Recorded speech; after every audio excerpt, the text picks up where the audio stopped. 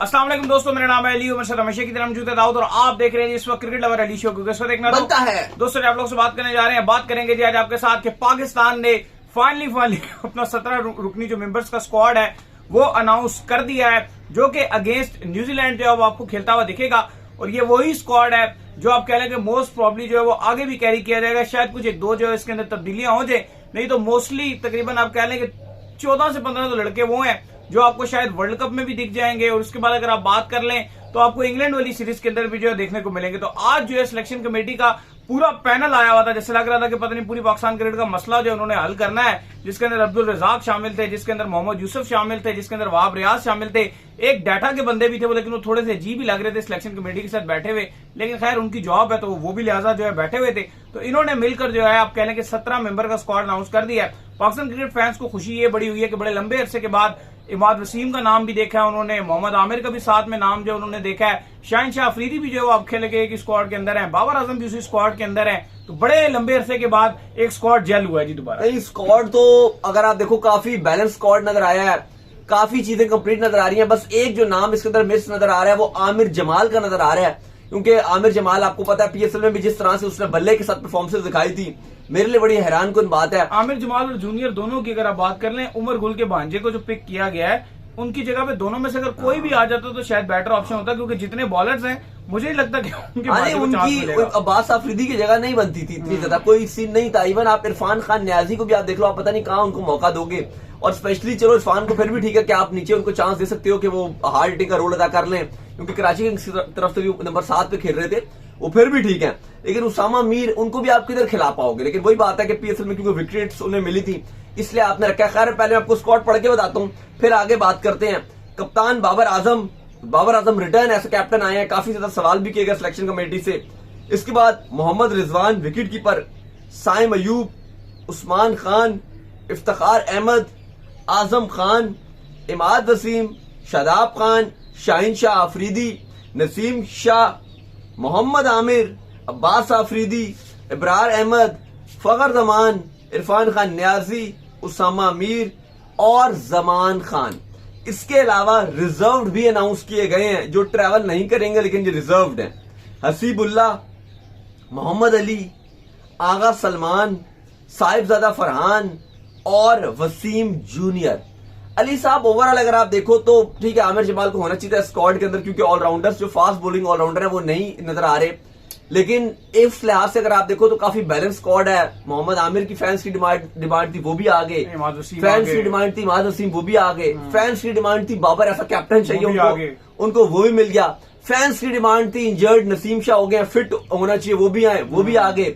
फखर जमान को कहा जाता है कि सब्जेक्ट टू फिटनेस उनको बाहर रखा जा सकता है, वो भी नहीं रखा गया, उनको भी चांस दे दिया गया। रऊफ को जो है ना आप कह लेंगे उनको जो है वो कह लेंगे बाहर हुए हैं, तो उसकी जो रीजन बताई है वहाब रियाज ने, वो रीजन ये बताइए कि जी जो फिटनेस वाले, क्योंकि आपको पता है कि वो पीएसएल के अंदर अनफिट हो गए थे, जो उनके हाथ के ऊपर लग गई थी, तो उन्होंने कहा कि वो इंग्लैंड सीरीज तक जो है दस्तयाब होंगे। लेकिन मैं आपको यहाँ बैठकर क्लियरली बता दूं, मुझे हारिस रऊफ का पता पाकिस्तान टीम से कटता हुआ दिख रहा है।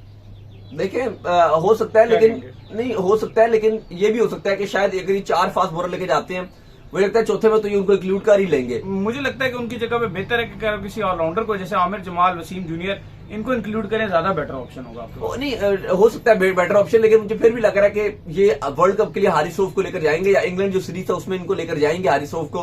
लेकिन वही बात है उस सीरीज में हारिस रऊफ को कुट बहुत पड़ेगी, ख्वार हो जाएंगे हारिस रऊफ उसमें। दूसरा आजम खान को जो पिक कर लिया गया, काफी लोग जो है वो नाम ले रहे थे, मोहम्मद हारिस का भी मोहम्मद हारिस को लास्ट सीरीज में भी ड्रॉप किया गया था, कहा गया था जी उनको जो है वो रोटेशन हम करवा रहे हैं, उनको हम रेस्ट करवाना चाह रहे हैं हारिस को।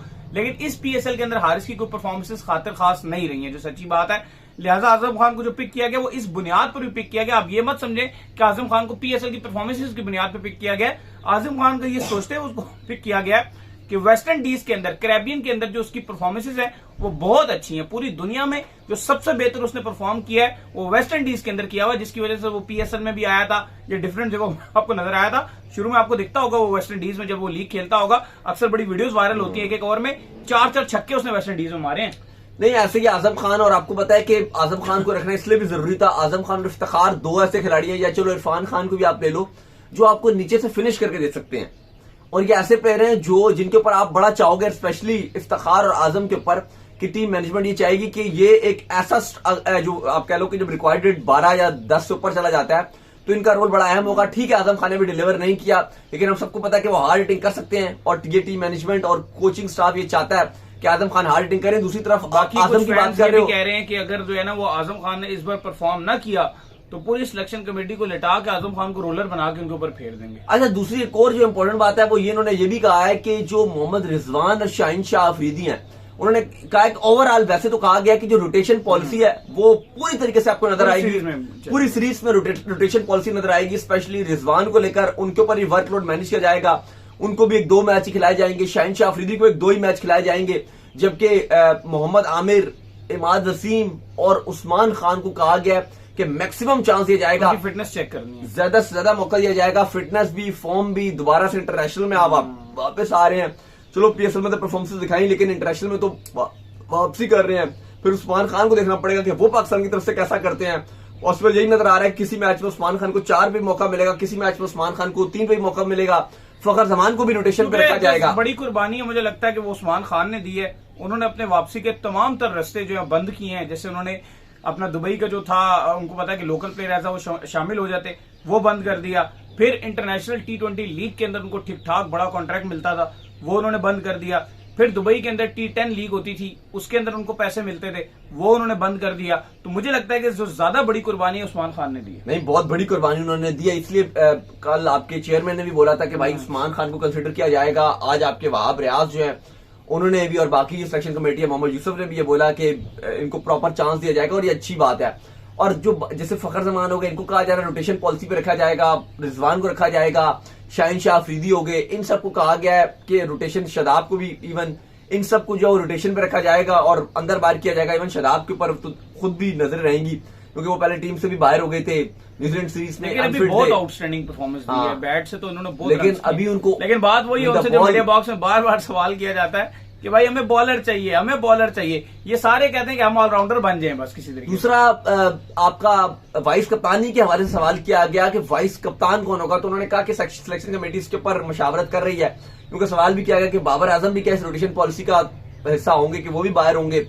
तो यही उन्होंने बात की कि इस पर अभी हम बातचीत जारी है और जल्द ही हम जो अपना वाइस कप्तान भी अनाउंस करेंगे। इस पर हम अगला शो भी करेंगे बाद में भी कि कौन पाकिस्तान का वाइस कप्तान हो सकता है, ये क्या इसके ऊपर अपडेट होगी। लेकिन आमिर को लेकर जो है वो एक सवाल पूछा गया कि भाई रमीज राजा ने जो है कहा कि अगर आमिर जो है मेरा बेटा होता ना तो मैं उसको अपनी जायदाद से आग कर देता, जिसके ऊपर वहाब रियाज ने कहा देखो जी ये पर्सनल ओपिनियन है, मतलब थोड़ा वहाब रियाज का चले अच्छी बात आपने सवाल पूछा, कह रहे हैं ये बहुत ही जो है ना आप कह लें उन्होंने कहा कि ये नेगेटिव जो है वो ओपिनियन है, हमारा इस्लाम भी जो है माफ करने की इजाजत देता है। और थोड़ा सा वहाब रियाज जो है वो रमीज राजा पे पर्सनल तपे भी रहते हैं, क्योंकि आपको याद है जिस टाइम ये बने थे चेयरमैन रमीज राजा तो उस टाइम वहाब रियाज की कॉल भी नहीं उठाते थे कि यार आप, वहाब रियाज ने कहा मैंने इनको इतनी बार फोन किया, मेरा फोन तक उठाना पसंद नहीं करते थे। अच्छा, मैं एक बात थोड़ी क्लियर करूं, ये जो उन्होंने बात की जी कि बेटे को आग कर देता और इसमें वहाब रियाज ने जवाब दिया। मोहम्मद आमिर को वापसी किए हुए कितने साल हो गए हैं? बहुत टाइम हो गया, 9वां साल चल रहा है। 16 में की थी वापसी, 16, 17, 18, 19, 20, 21, 22, 23, 24, 9 साल, 9 साल हो गए वापसी को। मतलब अब वो ज्यादा से ज्यादा 6 महीने खेल लेंगे, 1 साल आमिर और खेलेंगे, 1.5 साल खेल लेंगे, यही बात है ना। क्या पता T20 वर्ल्ड कप खेल के रिटायर्ड हो जाए। मतलब ये जो बात होती है ना और ये जो डिबेट्स होती हैं कि उन्होंने क्या उनको वापस आना चाहिए, क्या उनको वापस नहीं आना चाहिए, ये 2016 में होनी चाहिए, बिल्कुल ऐसे और हुई बातें। मतलब 9 साल के बाद आप ये क्या सवाल उठा रहे हो कि वापस। दूसरा जो अपना टेन्योर भी था रमीज राजा का, हमने इतना सपोर्ट किया था यहाँ बैठ के रमीज राजा को कि वो आए आगे जो उन्होंने डिसीजन लिए थे यकीन करो ऐसे फारिग डिसीजन, ऐसे फारिग। पाकिस्तान टीम अपने होम पे टेस्ट क्रिकेट नहीं जीत पा रही, अपने होम पे। उनसे सवाल हम पूछ रहे हैं भाई आप बताएं ये पिचों का, पिच का सवाल ना मुझसे पूछना मीडिया बॉक्स में, पिच का सवाल ना, वो एक अलग ही लय में थे। आपको याद होगा कि कुछ वीडियोस भी थी जिसमें मेरी ठीक ठाक उनसे बहस हो गई थी रमीज राजा से कि यार ये क्या आपने किया था, आप तो बड़े अटैकिंग क्रिकेट खेलने आए थे, डिफेंसिव माइंडसेट बन गए। एक और जो वो बात कर रहे थे उन्होंने जो बड़ी, अगर आप देखो तो वो कहते हैं कि उन्होंने कितने अजीब से आंसर दे रहे थे जब हमने उनसे पूछा कि भाई आपने इतनी ज्यादा फ्लैट विकेटें बना ली टेस्ट मैचेस में, तो वो कहते हैं जी कि हमारे लिए अनफॉर्चुनेट रहा जी, हमारा स्पिनर इंजर्ड अनफिट हो गया यासिर शाह, हमारा fast bowler Faheem Shah unfit हो गए, और 2-3 नाम बता दिए उन्होंने, फलाना अनफिट हो गया, फलाना अनफिट हो गया। तो भाई फलाना अनफिट हो गया, 2-3 खिलाड़ी अनफिट हो गए, तो आपके सारे, आप बांग्लादेश बन जाओगे। आप रिजल्ट ओरिएंट मैच नहीं करोगे, आप खाली कह रहे हो बस ड्रॉ करवा दें। आप पूरी समर में एक टेस्ट मैच नहीं जीते। ऑस्ट्रेलिया न्यूजीलैंड, आपकी न्यूजीलैंड आ गई, इंग्लैंड आ गई, एक भी मैच नहीं जीते पूरे WTC में घर पे। तो ये बड़ा अजीब सी बात थी। तो बहरहाल अगर रमीज राजा, ठीक है, बात थी उस टाइम की बात थी, 2016 की बात थी, 17 में उन्होंने खुद कमेंट्री की है, और पाकिस्तान जब चैंपियंस ट्रॉफी जीते हैं तो खुद सेलिब्रेशन किया। बिल्कुल। तो उसके बाद अब 17 के बाद जो इवन अपने यूट्यूब पर बैठकर इन्होंने जो टीमें बनाई थी वर्ल्ड कप 2019 की, उसमें ये आमिर को पिक कर रहे हैं। 19 के वर्ल्ड कप में आमिर को पिक कर रहे हैं, यूट्यूब पे पिक कर रहे हैं, झूठ बोल रहे हैं, जाके देखें यूट्यूब पे। 19 पे आमिर को सपोर्ट कर रहे हैं। अब 19 क्या हो गया? और अच्छा 19 में भी आए हुए आमिर को तीसरा चौथा साल था, और फिर 20, 21, 22, 23, 24, अब फिर उस बात को 5 साल हो गए हैं। फिर ऐसा ही है। तो 5 साल। अब देखो, हाँ, बात यह है कि आमिर को, ये आप डिबेट कर सकते हो कि आमिर को रिटायरमेंट के बाद वापस आना चाहिए, नहीं आना चाहिए, वो अलग बात है, क्योंकि वो रिटायरमेंट के बाद वापस आ रहे, फिक्सिंग के बाद वापस नहीं आ रहे, ये मुद्दा हो सकता है। लेकिन रिटायरमेंट वाला भी बात, ये लोग कहते हैं जी कि किसी का आंख मारा जाएगा, लेकिन बात यह है कि जो इतने अरसे से थे, जिन 2023 में भी किसी का आंख नहीं मारा गया, नहीं, बात क्या परफॉर्मेंस, बात ये है कि लोग कहते हैं जी, ये सवाल आंसर से पूछ रहे कि यार आपका टैलेंट का है, वो भाई टैलेंट आपके PSL में दिखा ही नहीं, जो हकीकत बात है। कहाँ आपके पास PSL में कोई टैलेंट आया? एक मोहम्मद अली आया, कुछ नहीं आया। और मोहम्मद अली ने भी कोई बहुत ही ज्यादा एक्स्ट्राऑर्डिनरी बॉलिंग नॉर्मली बॉलिंग की, वो नहीं करते उन्होंने, जो शाहिन अफरीदी ने आगे कर दिया था, जो शुरू में हसन अली ने आगे कर दिया, बस एक इम्पैक्ट ही डाला, बस थोड़ा बहुत इम्पैक्ट जो है वो डाल रहे थे, उसका उनको रिवॉर्ड ये मिला कि वो रिजर्व में आ गए हैं, और मुझे पता है रिजर्व में लाके खिलाना भी नहीं, हल्का के बाहर ही करेंगे। लेकिन अली साहब, अगर स्क्वाड में भी अगर आप उसको अगर देना है ना, उसको जो मेन मौका देना है, उसके साथ इंसाफ ये करो, उसको टेस्ट में मौका दो। जिस तरह वो बॉल हिरा रहा था ना, वो टेस्ट में आपके लिए ज्यादा यूजफुल साबित होगा। टेस्ट में भी बिल्कुल, टेस्ट में भी उसको मौका देना चाहिए। और आगे आप उस, जैसे देखो, मुझे ये BCCI की चीज बड़ी अच्छी लगती है, और इवन इंग्लिश क्रिकेट बोर्ड की भी, कि अब क्योंकि देखो पोल इतना बड़ा है, अब होता क्या है कि इतने सारे लड़के हैं, जैसे बाबर हो गए, रिजवान हो गए, शाहीन हो गए, नसीम हो गए, या बाकी खिलाड़ी हो गए, अब ये उस तरह से जगह नहीं छोड़ेंगे अपनी, छोड़ते ही नहीं है। लेकिन ना इसके तरीकेकार होते हैं। अब इंडिया में भी है ना कि विराट है, रोहित है, या जसप्रीत बुमराह है, या रविंद्र जडेजा है, हार्दिक पांड्या, अगर वही खेलते रहेंगे तो किसी और को मौका नहीं मिलेगा। तो वो ये करते हैं कि हर एक आध सीरीज में जो उनको हल्की सीरीज लगती है ना, उसमें इन तमाम खिलाड़ियों को आराम करवा देते हैं। इसका एक और तरीका मैं आपको बता दूं, देखो तरीकाकार ये होता है, जैसे अब T20 वर्ल्ड कप खत्म हो जाएगा ना, इसके बाद हाइप बन जाएगी चैंपियन ट्रॉफी 2025 की। इसके दरमियान में जो T20 सीरीजें आएंगी ना, उसके अंदर आप एक अपनी नॉर्मल टीम को, जिसमें ये मोहम्मद अली, साजिद फरहान, इन सबको चांसेस दीजिए, और जो अपने मेन प्लेयर है इन सबको ODI पे फोकस करने दीजिए, क्योंकि वर्ल्ड कप तो अभी है नहीं T20 का, फिर 2026 में वर्ल्ड कप होगा। ऐसे आप अपने बैकअप बिल्ड कर सकते हो। ऐसे आप कभी बैकअप नहीं बना सकते कि आप सिर्फ रिजर्व में अनाउंस करते हो, रिजर्व में साथ लेके चलते हो, और फिर उनको छुट्टी करा के बाहर भेज। नहीं, तरीकेकार ये होता है कि आप उनको अपनी जो बेंच स्ट्रेंथ जो आपने रिजर्व अनाउंस किए हुए हैं, या अभी जो आपके 17 स्क्वाड है, इनमें से भी बहुत सारे ऐसे होंगे जिनको प्रॉपर मौका नहीं मिल पाएगा, जैसे इरफान खान न्याजी हो गए, चलो आपका ये जो बॉलर है अब्बास आफरीदी हो गया, जमान खान हो गया, इस तरह से इनको मौके नहीं मिल पाएंगे। तो बेहतर ये होगा कि आप अगर अभी इनको चलो जिस तरह भी चांस देते हो, लेकिन आगे आप इनको जाके प्रॉपर चांस दो, रोटेशन पॉलिसी, यानी कि कुछ आपके मेन प्लेयर्स बेंच कर दिए और आप दूसरों को चांस दे दो, जैसे इंग्लैंड में होता है, जैसे इंडिया में होता है, इवन ऑस्ट्रेलिया में भी ये होता है। तो ये चीज होनी चाहिए। खैर साहब होनी चाहिए, जैसे न्यूजीलैंड की आज छोटी टीम जो है वो आ रही है पाकिस्तान, एक हम कहते रहते हैं बी टीम भेज रहे हैं, बी टीम भेज रहे हैं। आपने जिंदगी में एक बी टीम बनाई थी, और मैं तो उसका खराज तहसीन ही पेश कर दूंगा नजम सेठी को। इतने बड़े माफियाज के होते हुए किस तरीके से इतने बड़े माफियाज के होते हुए आपने वो टीम अनाउंस कर दी थी। मैं तो हैरान हूं उस चीज को लेकर के, उस पर इतनी तनकीद हुई।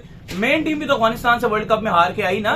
मेन टीम ने क्या कुछ पट लिया, main team even Asia cup हारने वाली थी, और वो तो शाह ने 2 छक्के मार दी, कुदरती जीत गए। तो लेकिन उस 3 T20 हारने पे इतनी तनकीद, इतनी अपने सोशल मीडिया पेड लोगों के जरिए इतनी तनकीद उन बेचारों पे करवाई कि सारों को फारग किया। और दूसरी बात ये भी थी कि देखो वो एक तो यंग टीम थी, और वो अफगानिस्तान के होम पे खेल रही थी, शारजाह में, अफगानिस्तान का होम था। वर्ल्ड कप में तो आप बड़ा फॉर्मेट खेल रहे थे, पूरी टीम थी आपकी, मेन वर्ल्ड कप में इंडिया में खेल रहे थे, वो आप हार गए। तो वो बात नहीं थी, आपको यंगस्टर्स को प्रमोट करना पड़ेगा, लेकिन उससे बहुत कुछ सीखा आपने। लेकिन अली साहब ओवरऑल अगर आप देखो तो ये स्क्वाड एक बैलेंस स्क्वाड नजर आ रहा है। स्पिन डिपार्टमेंट में इब्रार है, इमाद वसीम है, शादाब खान है, उसामा मीर को भी डाला गया। फास्ट बॉलिंग की बात की जाए तो बहुत ही प्रीमियम फास्ट बॉलिंग नजर आ रही है।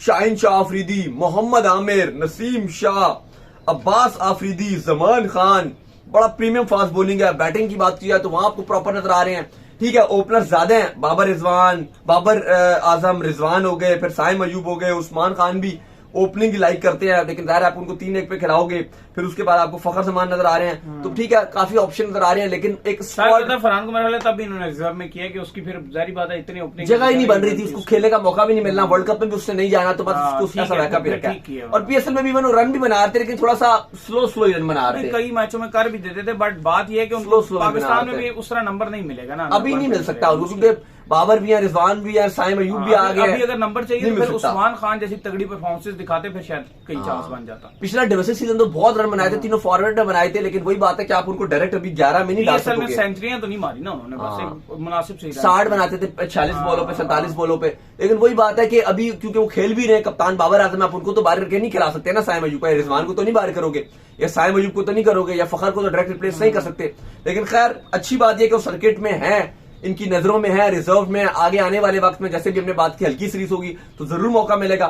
ओवरऑल अगर आमिर जमाल स्क्वाड में आ जाते, वो किसी को भी रिप्लेस कर सकते थे, बहुत बैलेंस स्क्वाड, अब्बास आफरीदी को रिप्लेस कर सकते थे, उसामा मीर को मेरे ख्याल से ज्यादा ऑप्शन अच्छा होता अगर उसामा मीर बाहर हो जाते और इनकी जगह आपके आमिर जमाल आ जाते, तो शायद ये पाकिस्तान का परफेक्ट स्क्वाड, बड़ा इम्पैक्ट वाला प्लेयर है। वो जैसे वो कल एक प्लेयर नहीं हमारे साथ खेल रहा था जिसका मैं आपको बड़ी तारीफें करके बता के लेके गया था, अब्दुर्रहमान, फिर आपने बाद में कहा यार आपने बिल्कुल एग्जैक्ट सही तारीफें की थी इसकी, यार वो एक मेहनती प्लेयर है। इसी तरह आमिर जमाल का भी यही है। आमिर जमाल का सबसे अच्छी बात यह थी कि वो अभी आपको एक ऐसा बैट्समैन भी नीचे चाहिए जो आके हार्ड हिटिंग करे, और बॉलर में हम ये नहीं कह रहे कि आमिर जमाल आप पूरे 4 ओवर का बॉलर को, ठीक है आमिर जमाल 4 ओवर में मस्ती कर जाता है, 4 ओवर में T20 में इतना अच्छा बॉलर नजर नहीं आता आपको, लेकिन अगर आप उसे यूटिलिटी के तौर पे इंपॉर्टेंट 2 से 3 ओवर निकलवा लो उससे आप, और बैटिंग पे आप थोड़ा सा उसको ऊपर किसी भी नंबर पे आप इस्तेमाल करो, थोड़ा ऊपर भेज दो उसको, तो भाई वो इतना आपको अहम किरदार अदा कर सकता है ना कि आपकी सोच है आपके मैच में कितना वो इंपॉर्टेंट प्लेयर बन सकता है। खैर बहरहाल ये फिर भी अली साहब एक बैलेंस स्क्वाड है पाकिस्तान का। उम्मीद करते हैं आज हमारे शो आपको वीडियो को लाइक कीजिए, हमारे चैनल को सब्सक्राइब कीजिए, साथ में बेल आइकन को बजाइए और एक और काम कर लीजिए, और वो ये कर लीजिए